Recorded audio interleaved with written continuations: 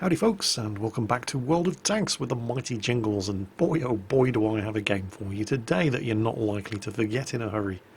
This is Drachenmaster in the mighty Jaegeru.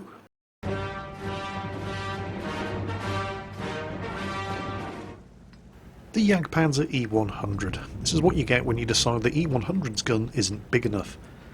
Until the Death Star, the FV215B183, was introduced into the game, this was the Death Star. With its 170mm gun, it had the biggest gun in World of Tanks. Standard armour-piercing penetration on this monster is 299mm. And if that isn't trying hard enough for you, you can always load the skill, press the 2 key, and turn yourself into an instant Tier 11 tank destroyer with 420mm of penetration. I've been driving around in Tier 8 mediums like the STA-1 and had Jaegeru drivers unloading the gold at me with 420mm of penetration. Hilarious. Hey, it's their money. Spend it any way you want. I'm not going to judge you. This is Karelia, of course. Drachenmaster is on the defending team, and it's Assault, so there's a 10-minute countdown timer on this match. And this isn't a bad position. There's no artillery, so he doesn't have to worry about getting rebalanced from above. He's got the S-tank over there, providing an extra 4 or 5 metres of frontal lower glacis armour for him. And he's drawing a bead on what's going to be his first kill of the game. T-71. Little bit of overkill there, but it's not like he can make this gun do less damage. 1050 average damage with AP and premium. High explosive, 1400 average damage, but only has 85mm of penetration. And then player 2 enters the match. It's the Death Star.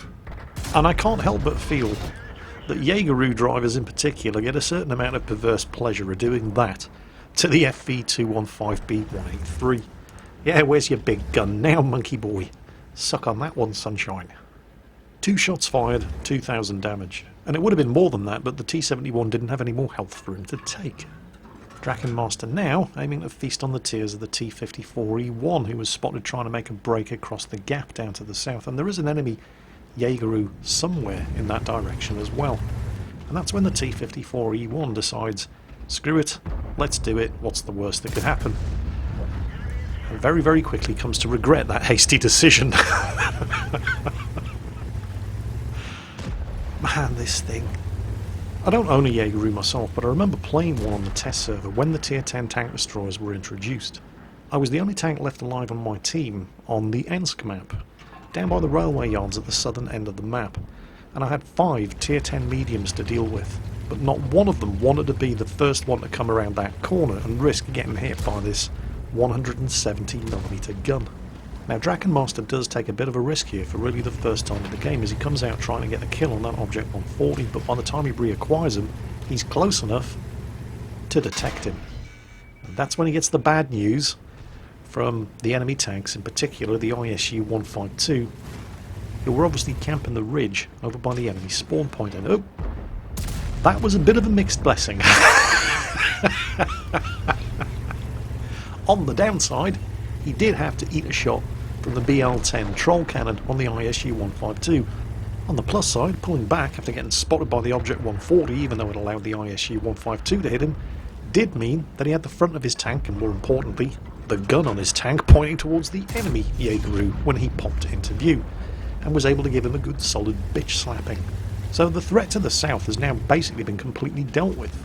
The AMX 1375 has just finished off that low health T-54E1, and in combination with another French tank, the Batchat, you can see them both on the map there, they're now sweeping around and they're actually going on the offensive. And Dastardly and Muttley there in the 1375 and the Batchat are about to start cleaning up the tank destroyers infesting the ridge to the south, starting with the ISU-152 and finishing off a T-28.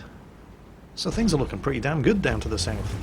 Same cannot be said of what's happened to Drachenmaster's team over there on the northern end of the map. That AMX-50B is the sole survivor of over half of the team that went north, and he's just died, so they're now trailing 5 kills to 9, and not one of the tanks that went to the north has managed to kill a single enemy tank between them.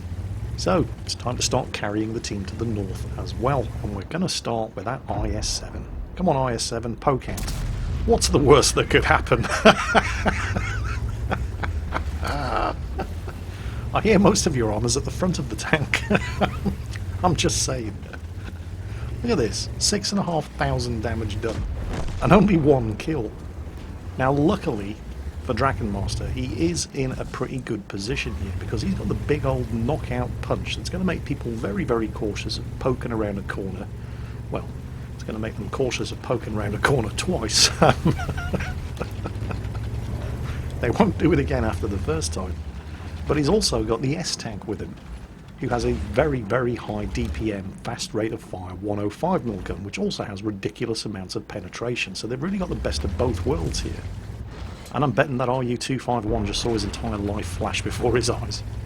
But putting a 170mm shell into an RU-251 is a bit of a waste of money.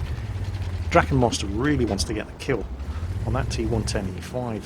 E50M there, the Drakenmaster bitch slapped earlier, trying to work his way around the flank, but there is a reception committee waiting for him.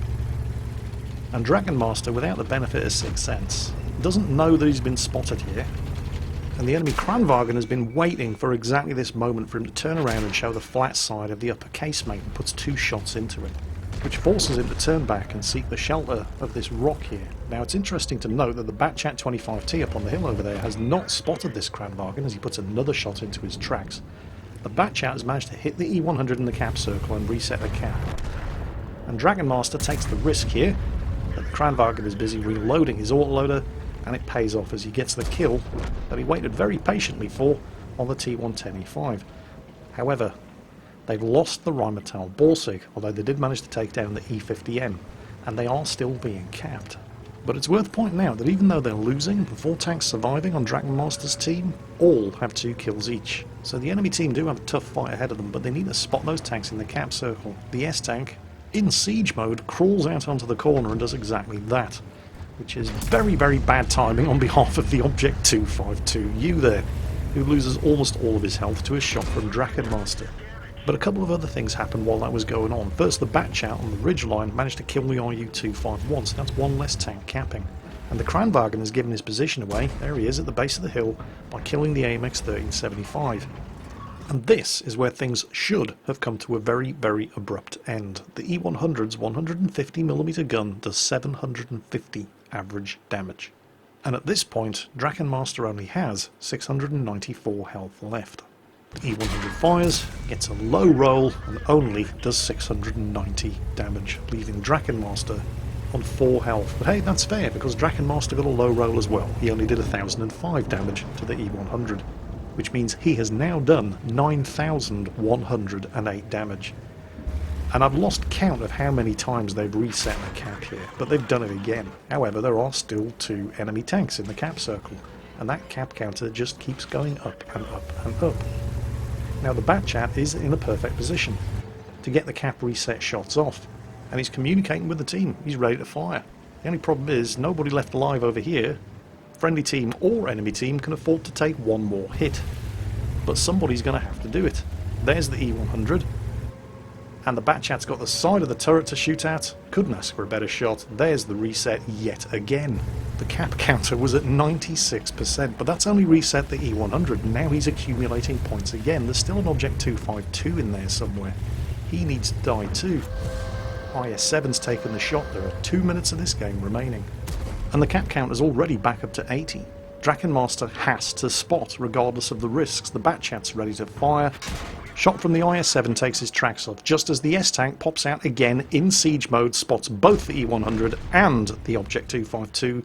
The 252 is down, the E100 is down, the cap counter is at 100, but all enemy tanks in the cap circle have been killed.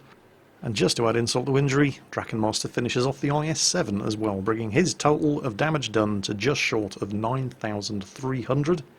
And thanks to the S-Tank's sacrifice towards the end there, that's 11 kills between the last 3 tanks on the team. But it's just not enough, is it? I don't know why I'm laughing, because it isn't funny. Look at that.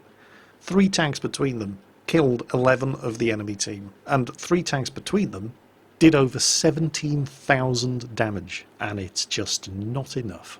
What does it take to carry a team in World of Tanks these days? Because if this isn't enough, I don't know what is. Steel wall? He bounced over 3,000 points worth of damage with his armour. Confederate, he hit nearly every tank on the enemy team. High caliber, he did 9,000 damage from 11 shots fired. It's just not enough, is it? Draken Master, you scrub. Carry harder next time. Yeah, I don't really have anything else to add.